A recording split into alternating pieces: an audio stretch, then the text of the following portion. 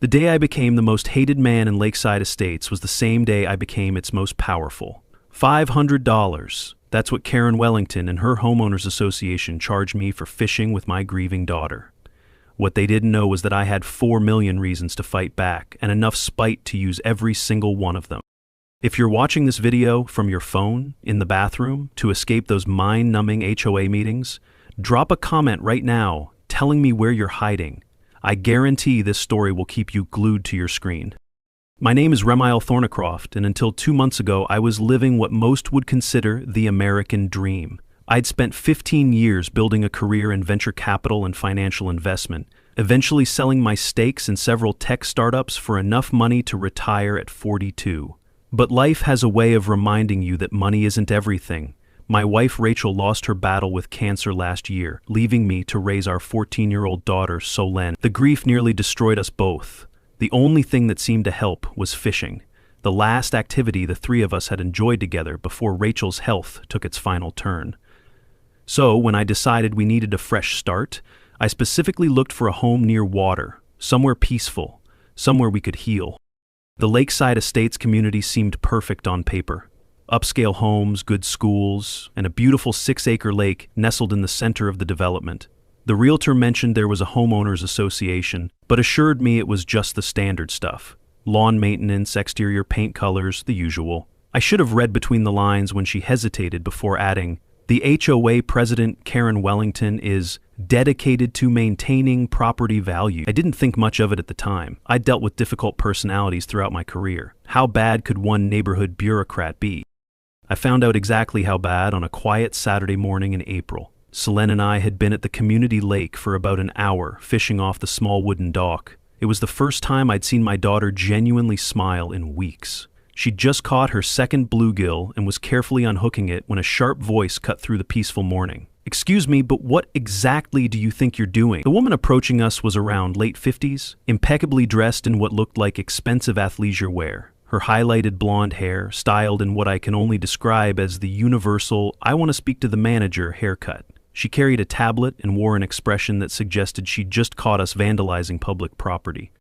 "Good morning," I replied, trying to keep my tone friendly. "Just enjoying some fishing with my daughter." I extended my hand. "I'm Remiel Thornycroft. We moved into the Sycamore Drive house about 2 months ago." She ignored my outstretched hand completely, instead tapping aggressively on her tablet.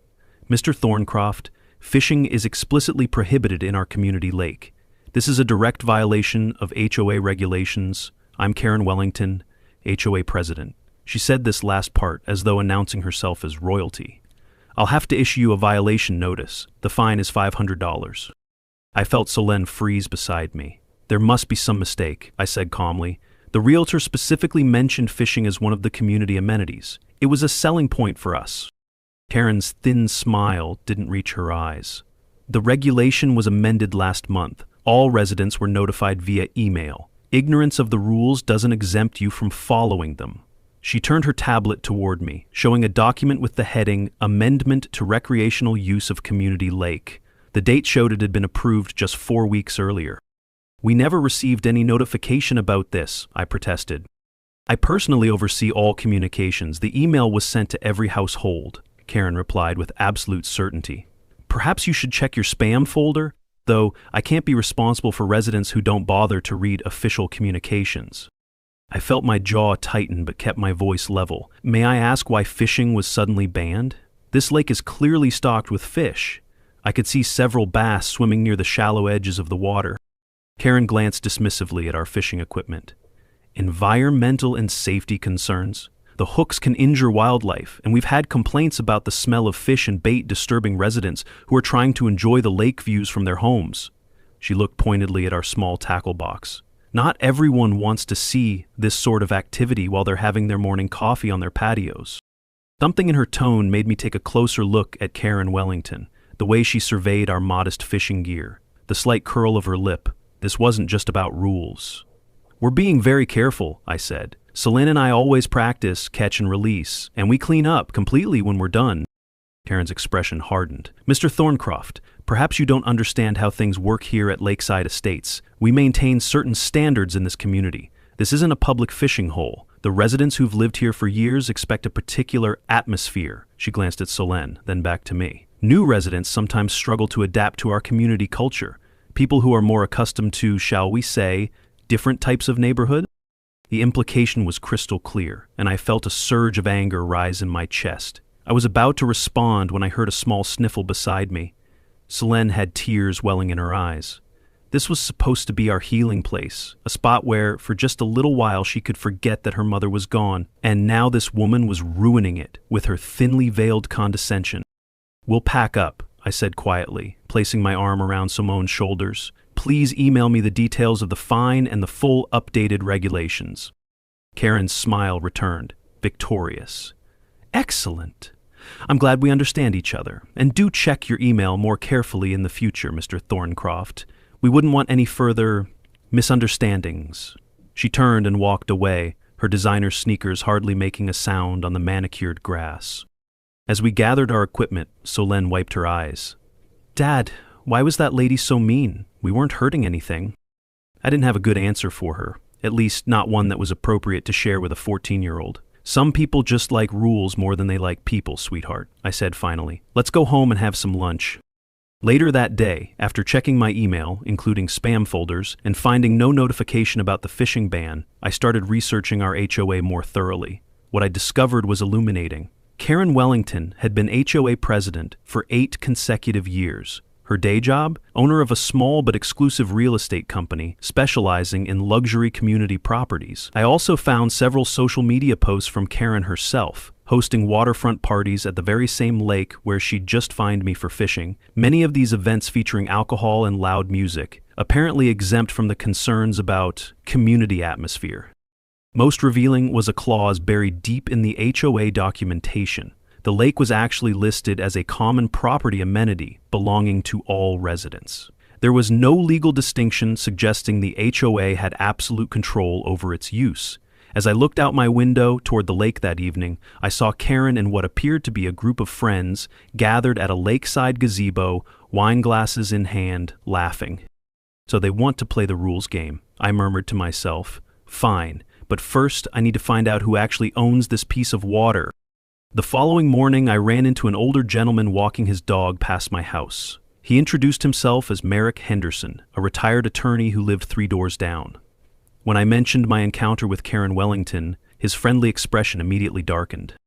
"Ah, you've met our neighborhood dictator," he said with a grimace. "Let me guess, she quoted some obscure regulation and issued a fine?" When I nodded, Merrick shook his head. "Karen's been running this place like her personal fiefdom for years. Most people just pay the fines and keep their heads down." He glanced around and lowered his voice. "If you're interested in some background information, why don't you come by for coffee sometime? I've got quite a collection of HOA horror stories." I took him up on his offer that same afternoon. Merrick's home was filled with law books and framed photographs of what I assumed were former colleagues or clients. Over exceptionally good coffee, he shared what he knew about our community's power structure. "Here's what most residents don't realize," Merrick explained, pulling out a folder filled with documents. "The lake isn't actually owned by the HOA. It's owned by Meridian Development Corporation, the original developers of this community. They leased recreational rights to the HOA for a 30-year term, which is why Karen and the board can set usage rules. But," he tapped a document with a highlighted date, "that lease expires in less than 2 months." This caught my attention immediately. What happens then? Technically, Meridian could renew the lease, sell the lake outright to the HOA, or find another buyer entirely. Most residents have no idea. They think the HOA owns everything in the community. Merrick leaned forward. "But here's where it gets interesting. I've heard through some contacts that Meridian is facing financial difficulties and might be looking to liquidate assets quickly, and our friend Karen knows this." Over the next hour, Merrick and I dug deeper into public records. What we discovered was a pattern of manipulative behavior by Karen that went far beyond petty rule enforcement. Through various shell companies connected to her real estate business, she had been quietly acquiring properties throughout the neighborhood whenever residents were forced to sell, often after being hounded out by excessive HOA fines and violations. "And now she's after a bigger game," Merrick concluded. "From what I've gathered, she's been in private talks with Meridian to purchase the lake property herself. Not for the HOA, mind you, for her own real estate development company. Word is she plans to reduce lake access and build additional luxury homes on part of the shoreline.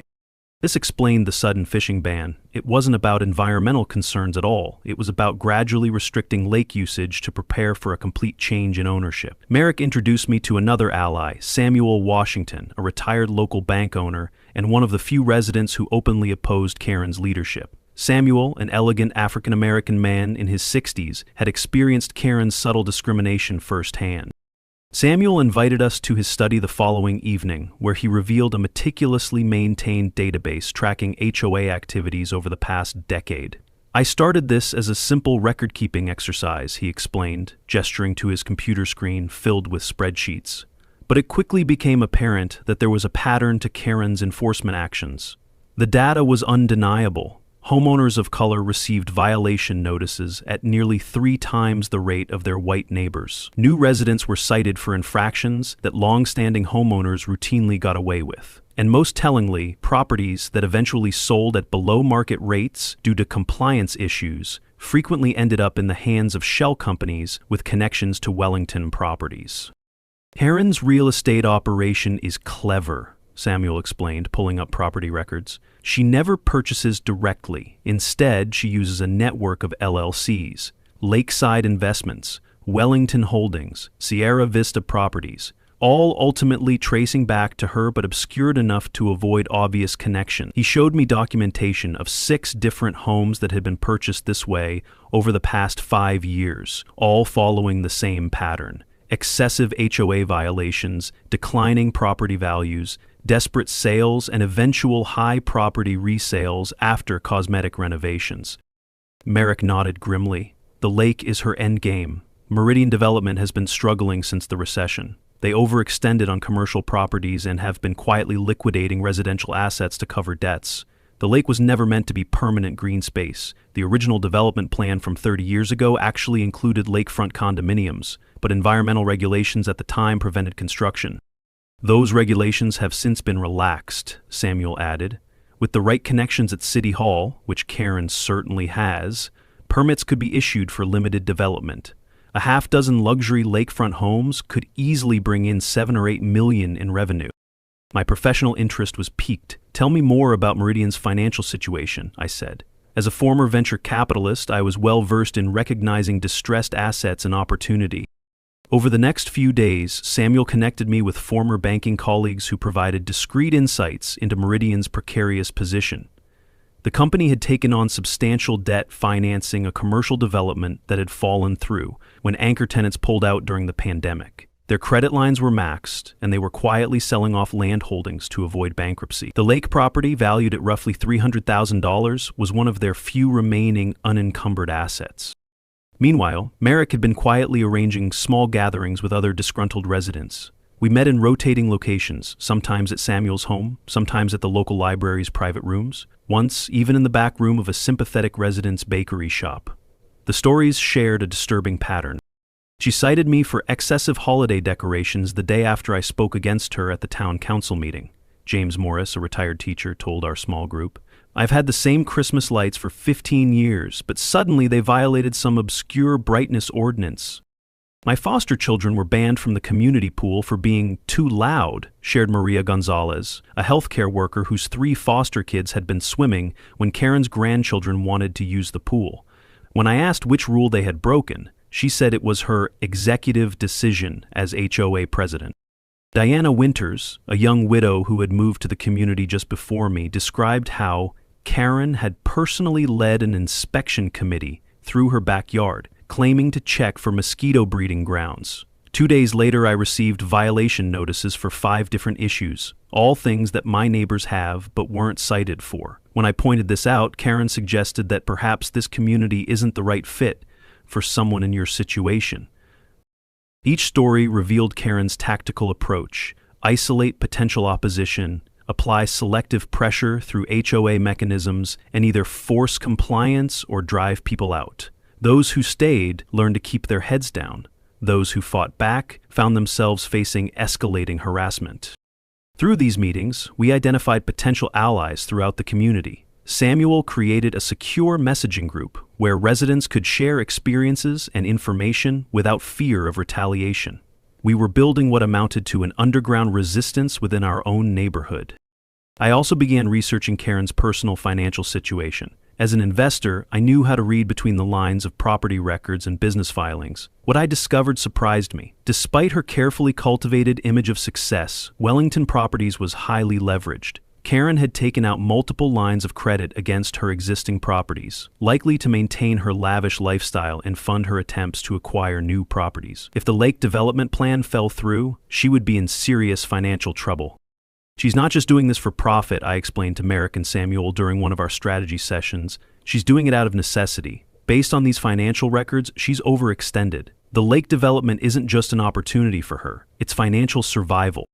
This information changed our calculus. We weren't just facing a neighborhood tyrant, we were dealing with someone fighting for their economic life. That made her more dangerous but also more vulnerable.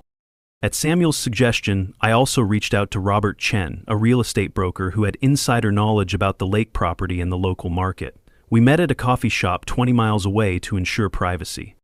Karen's been trying to put together financing to purchase the lake property for about $300,000, Robert confirmed, keeping his voice low despite the distance from our community. Meridian Development is in financial freefall and needs to close quickly. They've given her a 60-day exclusive negotiation period, but they're so desperate that they might accept a better offer if it came with immediate payment. Robert also revealed something even more interesting. Karen's real estate empire is mostly smoke and mirrors at this point, he explained. Wellington Properties looks impressive on paper, but she's leveraged to the hilt. She's been using her HOA connections and social network to maintain the appearance of success, but the truth is, she's about 3 bad months away from serious trouble. That's why she's so aggressive about this lake deal. She needs a big win to keep her creditors at bay. With this information, I began formulating a plan. As a venture capitalist, I had specialized in identifying distressed but potentially valuable assets, exactly what this lake property represented. I had the capital to make an immediate all-cash offer that would be extremely attractive to a cash-strapped developer like Meridian. The question was timing. When to make my move for maximum effectiveness. We need to wait until Karen has fully committed herself publicly to this project, Samuel advised. Let her announce the special assessment for lake improvements. Let her put her reputation on the line with the community and with her creditors. Then we pull the rug out from under her.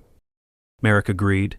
The more resources and political capital she expends before we make our move, the more devastating the impact will be when we succeed, and the more likely the community will turn against her when they realize they've been manipulated. As our coalition grew and our plans developed, we maintained absolute secrecy about our ultimate strategy. To the outside world, and especially to Karen's network of informants within the community, we appeared to be simply a group of disgruntled residents documenting HOA overreach. Karen clearly knew we were meeting, as evidenced by the sudden increase in random rule enforcement against those associated with our group, but she couldn't know our true objective. With the information gathered from our various sources, we were ready to move to the next phase of our plan. Robert arranged a discreet meeting with Tom Branson, the Meridian executive handling the lake property sale. As I prepared for this crucial conversation, I knew we were approaching the point of no return in our battle against Karen Wellington. The stakes were high, not just for me and Selene, but for the entire community. It was time to see if our careful preparation would pay off. The meeting with Tom Branson took place at a private room in a downtown law office, far from curious eyes in our community. As Robert had mentioned, Meridian was indeed desperate to offload assets quickly. "Look, I'll be straight with you," Tom said after we'd covered the preliminaries. "We've given Wellington Properties a 60-day exclusive negotiation window, but there's a clause that allows us to entertain other offers if they come with guaranteed rapid closing. Karen's still trying to pull together investors and financing, but frankly, we needed the cash yesterday." "What's her offer?" I asked. $300,000, paid over an 18-month period with a complicated financing structure, Tom replied, his frustration evident. "Our CFO is pushing us to liquidate non-core assets immediately to shore up our commercial development downtown." I nodded thoughtfully, then made my move. "I can offer $350,000, all cash with closing in 7 days. Tom's eyebrows shot up. "That would certainly get my board's attention," he said, clearly surprised by the directness of my offer. "But I should warn you, Karen Wellington has friends in the local government. She won't take this lying down." "I'm counting on it," I replied with a smile. 2 days later, I had a preliminary agreement in hand, contingent only on a standard environmental assessment that could be completed within the week. To maintain secrecy, the purchasing entity was listed as Thornycroft Holdings, LLC, a company I created specifically for this transaction. Unless Karen personally investigated the corporate registration, she wouldn't immediately connect it to me. As I built my coalition and investigated my options, Karen apparently caught wind of my activities. Suddenly, I began receiving violation notices for issues that had never been mentioned before: improper weed control, unauthorized landscaping materials, mailbox height violations, and even a citation for my garage door being the wrong shade of taupe, despite being painted the exact color approved when I moved in. The fines began piling up. $100 here, $200 there. Within 2 weeks, I'd accumulated nearly $2,000 in violations. When I tried to contest them, my appeals were mysteriously lost or denied without explanation. It was clear that Karen was using every tool at her disposal to pressure me into conformity. Then came a particularly troubling incident. Solène had left her bicycle in our driveway while running inside to answer a phone call. Within 15 minutes, a violation notice appeared on our door, complete with photographs of the infraction. Someone had been watching our house, waiting for any minor slip-up to pounce on. The systematic nature of the harassment was becoming increasingly obvious. The targeting wasn't limited to just me. Anyone seen associating with our group soon found themselves subject to similar treatment. Maria Gonzalez received a citation for her lawn being a quarter-inch too high, measured precisely by Karen herself. James Morris was fined for a bird feeder that had been in his yard for over a decade but suddenly violated an obscure aesthetic guideline. Diana Winters received a notice about improper trash disposal when her recycling bin was 6 inches too close to her garage. It was a clear campaign of intimidation, but it was having the opposite effect than Karen intended. Instead of scaring people away from our coalition, her heavy-handed tactics were driving more residents to our secret meetings. With each new absurd violation, another neighbor joined our messaging group. By the 3rd week, we had representatives from nearly 30 households, over a quarter of the community. The final straw came when my daughter returned from school in tears. "The kids at school are saying we're troublemakers," she sobbed. "Brianna said her mom told her we're trying to bring down property values and that we don't belong here." Brianna's mother, I discovered, was one of Karen's closest allies on the HOA board. The battle had now extended to targeting my child. That night, after Solène was asleep, I called Merrick. "I'm considering selling the house and moving," I admitted. "This is affecting Solène too much." "That's exactly what she wants," Merrick replied firmly. "Karen's done this to at least 6 other families I know of. She hounds them with violations until they sell, usually at below market value because of the problems with the property, and then her real estate connections snap them up. Don't give her that satisfaction." He was right, of course. Walking away would be letting Karen win, and worse, it would be teaching Solène the wrong lesson about standing up to bullies. That same evening, I received word that the environmental assessment on the lake had come back clean, and Meridian's board had accepted my offer. The paperwork was ready to sign. Later that night, while reviewing the HOA governing documents again, I discovered something crucial. Karen's proposed special assessment to improve lake amenities, which everyone understood was her way of raising funds to purchase the lake, required 75% homeowner approval, not the simple majority she had claimed at the meeting. She was attempting to bypass the HOA's own rules, confident that no one would challenge her. That was the moment everything crystallized for me. "They've brought this fight to my daughter," I said to myself as I closed my laptop. "Time to show them what happens when you anger someone who's spent their career learning how to break down and rebuild systems." The next morning, I withdrew $350,000 from my investment accounts, approximately 15% more than Karen's offer for the lake property. I called Samuel Washington, who not only encouraged my plan, but offered to loan me another $50,000 to ensure we had enough leverage.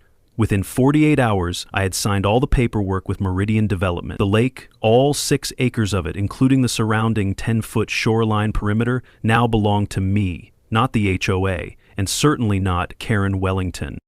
What made the transaction particularly sweet was the timing. The day after I closed the deal, Karen had scheduled a special HOA meeting to announce her vision for the future of our lake. She had even hired a local architecture firm to create renderings of proposed improvements, which, based on the preview I'd seen on the community bulletin board, included reducing the actual water area by about 20% to make room for a members-only lakeside lounge that would have conveniently eliminated the main fishing spots. I kept this information absolutely confidential, sharing it only with Merrick and Samuel. Meanwhile, Karen was becoming increasingly aggressive, holding an emergency HOA meeting to announce a special assessment for critical community improvements, $50 per month additional fees from each household, supposedly for lake maintenance, but actually to build her war chest for the purchase. At the meeting, Karen stood at the podium with a PowerPoint presentation titled Elevating Lakeside Estates, a Premier Vision. She spent 20 minutes outlining how the strategic reimagining of the lake area would enhance property values and community prestige.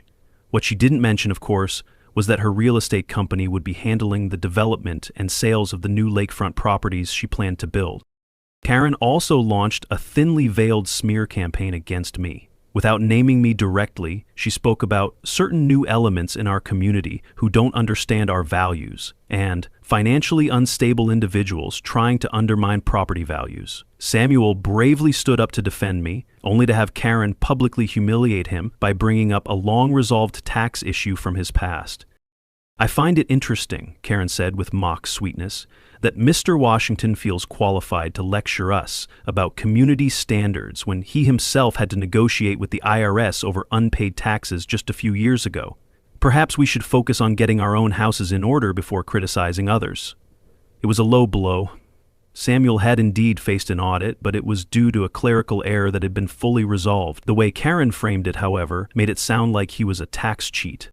The meeting devolved further when Sapphira Dusklin tentatively suggested that perhaps a community vote should be taken before changing lake regulations so drastically. Karen fixed her with an icy stare. "Sapphira, I believe the flower shop lease renewal is coming up soon, isn't it? It would be a shame if there were any complications with that." The threat was barely concealed, and Sapphira immediately backed down. As I watched this public display of intimidation, I felt a strange sense of calm. Karen had no idea that her grand plans had already been derailed, that the lake she was presenting as the centerpiece of her vision no longer belonged to Meridian and would never belong to her. The satisfaction of knowing what was coming almost made up for the months of harassment. Meanwhile, Karen had used her connection with Mayor James Wilson to create administrative pressure on me. Suddenly, my home was subject to random safety inspections, and questions were raised about building permits for renovations the previous owner had completed years ago. The mayor himself didn't dirty his hands directly, but his building inspector, a cousin of Karen's by marriage, was suddenly very interested in the structural integrity of my deck. The pressure was working. When Solène came home crying for the third time in 2 weeks because classmates were excluding her based on rumors about our family, I nearly gave in, but then I received the phone call I'd been waiting for. Meridian's lawyer confirmed that Karen had just been informed that the lake property had been sold to an anonymous third-party investor, and that all negotiations with her were terminated. Within hours, Karen was on my doorstep, her carefully maintained composure visibly cracking. "What did you do?" she demanded, not bothering with pleasantries. "I know you've been talking to Meridian. Did you sabotage my deal?" I smiled pleasantly. "I have no idea what you're talking about, Karen. Though I did hear the lake property was sold. I hope the HOA has a good relationship with the new owner." Her eyes narrowed. "This isn't over. The HOA has a binding recreational use agreement. Whoever bought that lake can't change access without our approval." "I think you should check the terms of that agreement," I replied calmly. "From what I understand, it expires in less than 30 days, and renewal is at the sole discretion of the property owner." Karen's face paled slightly, but she recovered quickly. "The community won't stand for this. We'll sue for right of access." "Good luck with that," I replied, still smiling as I closed the door. The next 24 hours were fascinating to observe. Karen called an emergency HOA board meeting, closed to the general community. Through our network, we learned she was frantically trying to identify the new owner and develop strategies to maintain control of the lake. She even enlisted Mayor Wilson to look into possible zoning restrictions or eminent domain claims, all of which Merrick assured me were legally baseless given the property's history and designation. Over the next week, Karen grew increasingly desperate. She convened an emergency legal committee meeting, claiming the HOA would fight to maintain their rights to the lake. The mayor began making noise about zoning regulations and public access requirements, though as Merrick confirmed, none of these had any legal standing given the property's private status. Meanwhile, I quietly met with a water quality expert and a local conservation organization to assess the lake's ecological health. What they found was concerning. Years of unregulated landscaping chemicals from surrounding properties had created abnormal algae growth, and the fish population was showing signs of stress. The HOA had been completely neglecting the actual environmental health of the lake while using environmental concerns as an excuse to restrict activities like fishing. I also consulted with a security expert about installing cameras and creating a proper management plan for the property. Everything was being prepared for the moment when I would reveal myself as the new owner. The turning point came when Karen decided to make a bold statement. She organized a massive lakeside party for all original homeowners, conspicuously excluding the newer residents, to assert our community rights to our lake. The event was scheduled for Saturday afternoon, complete with catered food, music, and prominently displayed wine bars at each end of the lake. What Karen didn't know was that I had already filed the necessary paperwork to terminate the recreational use agreement early, citing multiple violations of the maintenance terms. My attorney had confirmed that the HOA's neglect of water quality standards provided ample grounds for immediate termination, though the agreement would have expired in less than a month anyway. I decided this was the perfect moment for the big reveal. As Karen's party reached full swing, with about 60 residents drinking and socializing around the lake, I arrived with Merrick, Samuel, and 2 unexpected guests, my real estate attorney and a local police officer I'd briefed on the situation. Walking calmly into the center of the gathering, I picked up the microphone Karen had been using for announcements. "Good afternoon, everyone. I hope you're enjoying this beautiful day at the lake." Karen immediately rushed over, attempting to take the microphone. "This is a private community event. You weren't invited." I held onto the microphone firmly. "Actually, Karen, I think there's been some confusion about who should be inviting whom." I nodded to my attorney, who handed me a document. "As the legal owner of this lake and all surrounding property within 10 feet of the shoreline, I'm informing you that you are all currently trespassing on private property." The crowd fell silent. Karen's face flushed deep red. "What are you talking about? This is HOA property." "No, Karen, it never was. It belonged to Meridian Development until 3 days ago, when I purchased it outright." I held up the deed for everyone to see. "And effective immediately, I'm terminating the recreational use agreement that's set to expire in 28 days anyway." I gestured to the police officer. "I've asked Officer Reynolds here to help ensure an orderly departure from my property. You have 15 minutes to gather your belongings and leave the premises." Karen's face was a study in shock, like someone had just thrown a bucket of ice water over her. "You can't do this! The community has rights!" "Actually, I can, and I have," I replied calmly. "And Officer Reynolds has a trespassing complaint ready to file if necessary, but I'm sure it won't come to that. After all, Karen, you've always been such a stickler for following the rules." As the crowd began murmuring in confusion, I continued. "For those wondering, this is what happens when you allow someone to abuse power unchecked for years. Consider this a lesson in consequences." The party dispersed quickly, with many guests shooting accusing looks at Karen as they left. Several people approached me privately, expressing a mix of shock and, surprisingly, respect. "About time someone stood up to her," one longtime resident whispered as he passed. "This has been a long time coming." Within the week, I had private property, no trespassing signs installed around the lake perimeter and hired security to patrol the area 24 hours a day. I also organized a small press conference with the local newspaper to announce my plans to convert the lake into a natural fish conservation area and educational space for children to learn about local ecosystems. "The lake has been environmentally neglected for years," I explained to the reporters. "Our water quality tests show concerning levels of phosphates and nitrates from lawn chemicals. My team of environmental experts will be implementing a restoration plan to return this beautiful resource to a healthy state." The community reaction was mixed, but increasingly favorable as details of Karen's planned development leaked out. Many residents who had initially been upset about losing lake access became supportive when they learned about her intention to build private homes on part of the shoreline. The revelation that she had been planning to profit personally from community property shifted public opinion dramatically.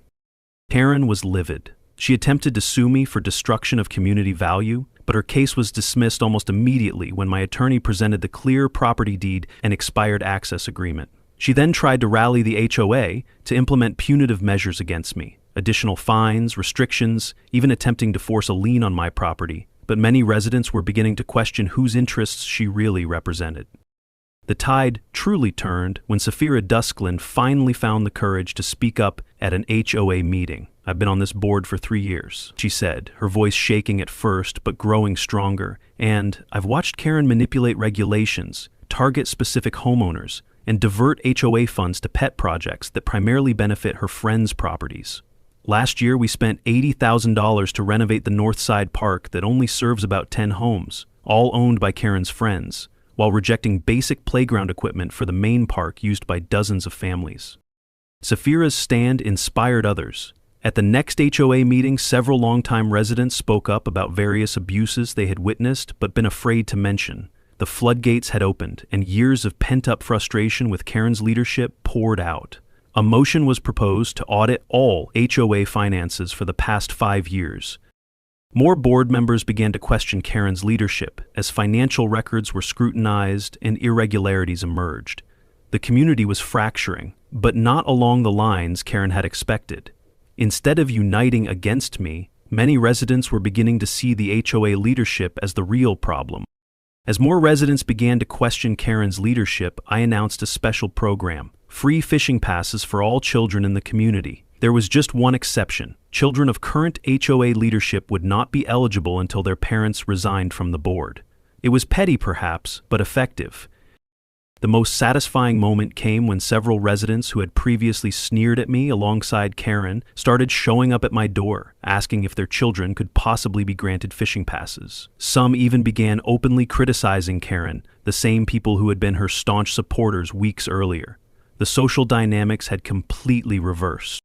"My son really wants to learn to fish," admitted Veronica Palmer, who had vocally supported Karen at HOA meetings.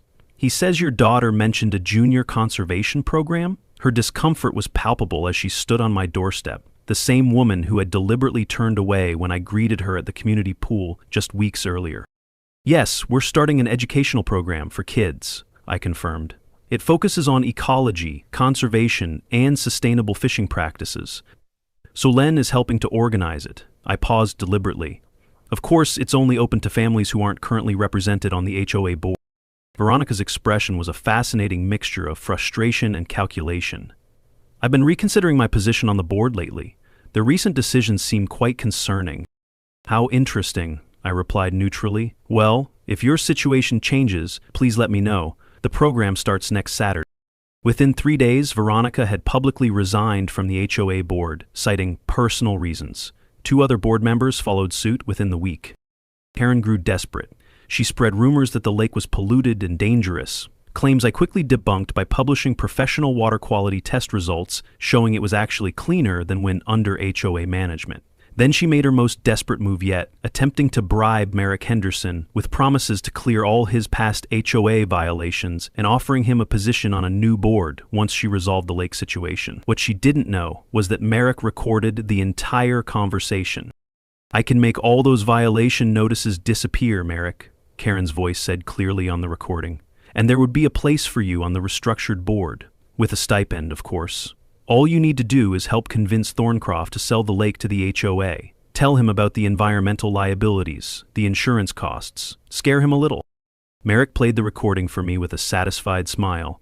"I think our friend Karen has forgotten the first rule of being a villain: never try to corrupt a retired ethics attorney."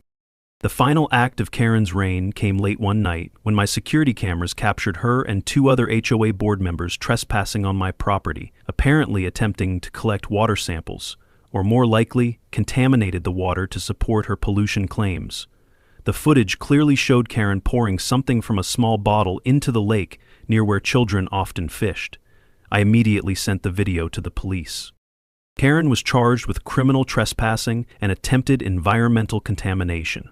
As she was being processed at the local police station, investigators began looking more closely at HOA finances during her tenure. What they found led to additional investigations into misappropriation of funds, selective enforcement of regulations based on personal relationships, and evidence that she had been using her position to drive down certain property values before her real estate connections purchased them. 2 weeks later, I invited all community residents, except the current HOA leadership, to a meeting at my home to discuss the future of the lake. The turnout was extraordinary, with nearly every household represented. I laid out my proposal. I would transfer ownership of the lake to a newly established community trust with 3 conditions. First, the HOA leadership would need to be completely restructured, with term limits and transparent voting procedures. Second, all HOA regulations would be reviewed and amended to ensure fair and equal application. Third, an independent ethics committee with rotating community membership would be established to oversee HOA decisions. Then I revealed my final move, one that even Merrick and Samuel hadn't known about. Many of you may not be aware, I explained to the stunned gathering, but during the past month, I've also been quietly purchasing the mortgage notes on several properties in this community from Lakeside National Bank. I paused to let this sink in, including Karen Wellington's home. The room erupted in shocked murmurs. Using my financial connections and Samuel's banking relationships, I had indeed purchased the debt obligations on nearly 20% of the community's homes, focusing particularly on properties owned by Karen and her closest allies. It was perfectly legal, if unconventional, and gave me significant leverage. I have no intention of foreclosing on anyone or calling in these debts, I assured the concerned faces before me. In fact, I'm prepared to offer refinancing at below-market rates to every homeowner. But first, we need to fix the broken system that's been dividing this community for years. The vote to replace the HOA leadership was nearly unanimous. Karen Wellington was forced to resign in disgrace, facing not only the criminal charges for trespassing and attempted contamination, but also multiple civil lawsuits from homeowners who had been unfairly targeted by her policies. Her real estate company came under investigation for unethical practices, and within months, she had put her house on the market, finding no takers due to her now toxic reputation. Safira Dusklin was elected as the new HOA president, promising comprehensive reforms and transparency. The lake was officially renamed Rachel's Lake in honor of my late wife, and I transferred ownership to the newly established community trust with legally binding conditions, ensuring it would remain accessible to all residents in perpetuity. 3 months after the whole ordeal began, Selene and I hosted a community fishing day at Rachel's Lake. Nearly every family in the neighborhood attended, children laughing and learning to fish together, parents chatting amicably across social circles that had previously been rigidly separated by Karen's influence. As Solane and I sat on the dock that evening, after everyone had gone home, watching the sunset reflect on the water, she smiled, a real, full smile that reached her eyes. "Mom would be really proud of you, Dad," she said softly, leaning against my shoulder. Looking out over the peaceful lake, where families had gathered in harmony for the first time in years, I thought about how justice sometimes comes not from winning, but from rebuilding what was broken. "I think she'd be proud of both of us, kiddo," I replied. 1 year later, our community had become a model for HOA reform, with several neighboring developments adopting our governance structure and ethics guidelines. Karen Wellington had moved away after losing most of her assets in the lawsuits. I was approached about running for mayor after James Wilson decided not to seek re-election following revelations about his relationship with Karen, but I declined. Instead, I established a scholarship fund in Rachel's name for children who had lost a parent to cancer. Sometimes, the best way to defeat a bully isn't to become a bigger bully, it's to change the rules of the game entirely. And if you're watching this video while dealing with your own HOA nightmare, remember, never underestimate the power of someone who understands the rules and has the patience to wait for the perfect moment to use them.